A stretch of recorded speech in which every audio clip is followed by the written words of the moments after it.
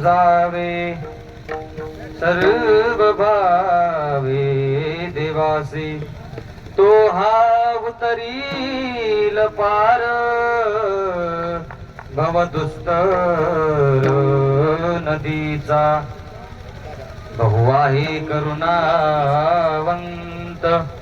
अनंत हे नामजा तो हाव तरील पार भवदुस्तर नदीचा विठ्ठला विठ्ठला विठ्ठला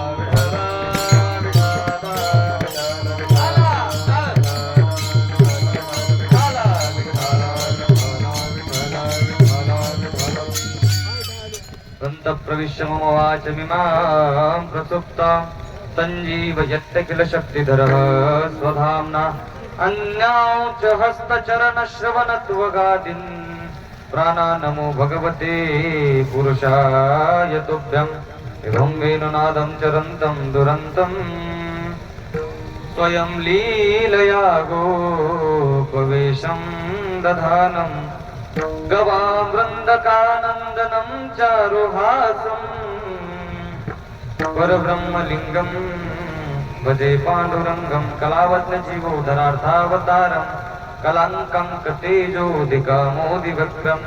खलानीशवादापनोदार्हदक्षं समाधिस्थमूर्तिं भजे ज्ञानदेवं ॐ नमो ज्ञानेश्वरा करुणाकरा दयाळा तुमचा अनुग्रह लाभलो पावन झालो चराचरी राधा मेरी स्वामिनी मैं राधे जी को दास जन्म जन्म मोहे दीजियो श्री वृंदावन को वास जय जय श्री राधा रमन जय जय नवल किशोर जय गोपी चित्त चोर प्रभु जय जय माखन चोर मनोनी शरण जावे सर्व भावे देवासी तो हाव तरील पार भवदुस्तर नदीचा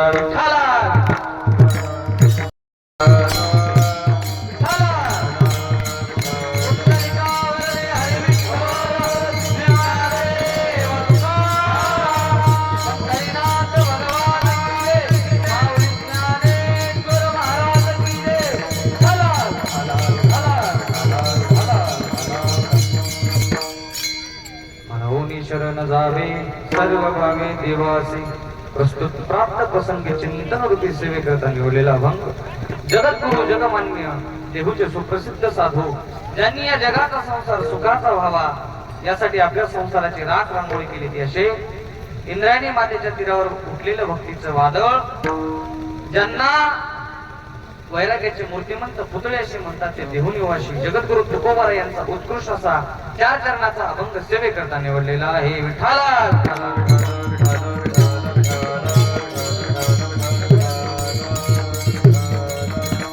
त्या अभंगामध्ये जगद्गुरु तुकोबारा आहे देवाला शरण गेल्यानंतर काय फायदे होते त्याचं लक्षण आपल्याला त्या अभंगातून प्रकट करून सांगतात विठ्ठला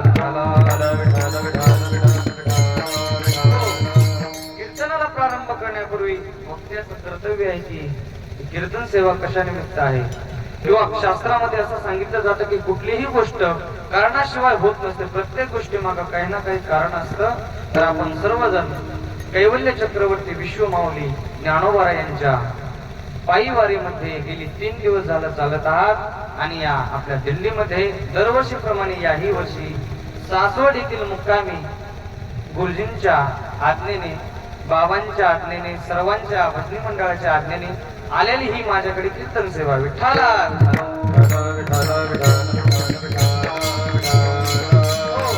आणि या कीर्तन सेवेकरता ज्यांनी सुरुवातीची गोड अशी साल गायली ते आमच्या गुरुजीचे जिवलग मित्र.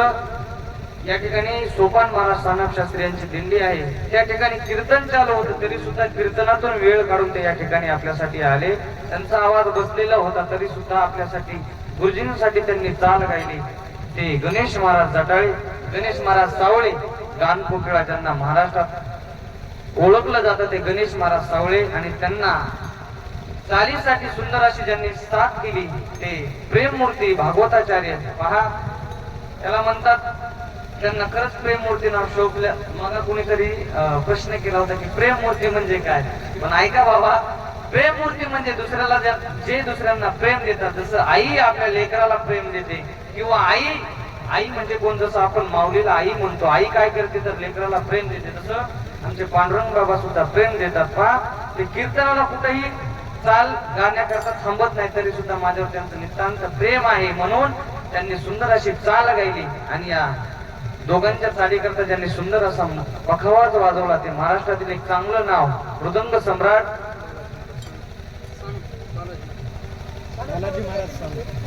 बालाजी महाराज सानप. या सर्वांसाठी एकदा जोरदार टाळ्या होऊ द्या. आणि दुसरी ज्यांची विशेष अशी आपल्या दिंडीला यावर्षी पखवाजाची साथ संगत लाभलेली आहे ते महाराष्ट्रातील सुप्रसिद्ध पखवाज वादक मृदंग सम्राट बालाजी महाराज कुकडे यांचे सुद्धा या ठिकाणी उपस्थिती लाभलेली आहे. त्यांच्यासाठी टाळ्या वाजवा. आणि आता झालंय कसं, गेल्या वर्षी कीर्तन मोकळ्या मनाने केलं होतं, पण आता झालंय असं की माझ्यावर ओझ दिल्यासारखं झालंय. आमचे गुरुजी पाठीमागे थांबले, त्याच्यामुळे जरा अवघड झाले. असो, या कीर्तनाकरता विशेषतः ज्यांची साथ संगत लाभलेली आहे, ज्यांची उपस्थिती प्रामुख्याने या कीर्तनाकरता लाभलेली आहे, ते महाराष्ट्रातील ज्यांनी असंख्य विद्यार्थी आपल्या ज्ञानाच्या द्वारे घडवलेले आहेत. असं म्हणतात बघा, श्री गुरु सारिखा अस्ता पाठी राखा, इतरांचा लेखा कोण करील.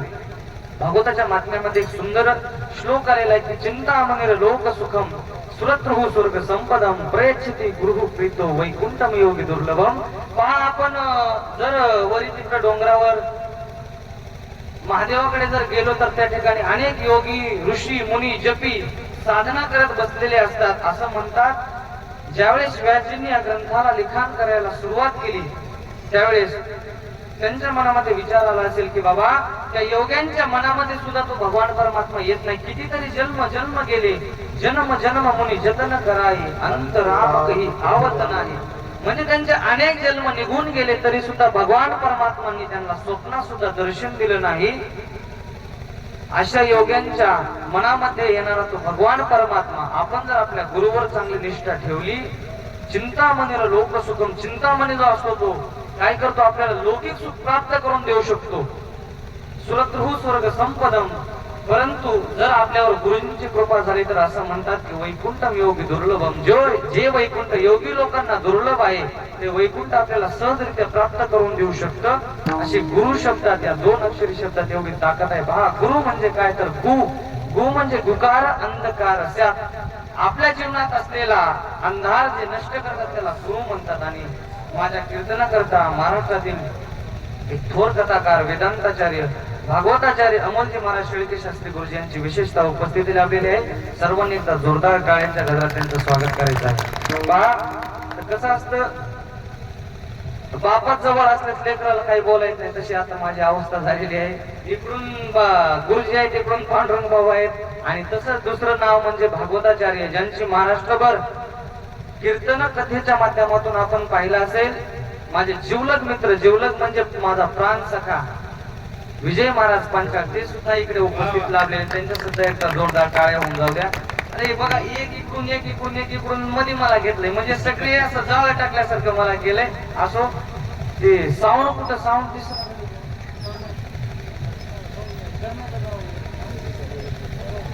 असो, सर्व भजनी मंडळाची विशेषतः उपस्थिती लाभलेली आहे. या कीर्तनाकरता आमचे दाजीची सुद्धा गोड उपस्थिती लाभलेली आहे, ताईची सुद्धा गोड उपस्थिती लाभलेली आहे. असो, दाजी खाली कपडे घालून बसलेत, असू द्या, पाय बे दुखत असतील काल चालल्यानं. असो, विठ्ठला विठ्ठला विठ्ठला.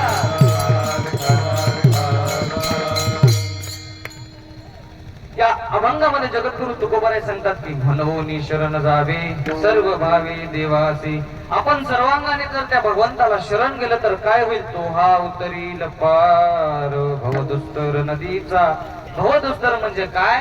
तर हे जन्म न मरण ही जी क्रिया आहे ना, त्या क्रियेतून आपल्याला तो भगवान परमात्मा नष्ट करतो. म्हणून आपण त्याला शरण गेलं पाहिजे.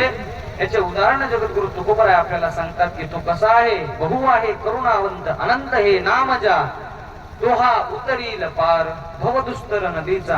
मग तुम्ही म्हणता महाराज, तुम्ही सांगता की भगवंताला शरण गेलं पाहिजे, शरण गेल्यानंतर तो आपलं दुःख निवारण करेल किंवा इहलोकातून परलोकामध्ये आपल्याला घेऊन जाईल.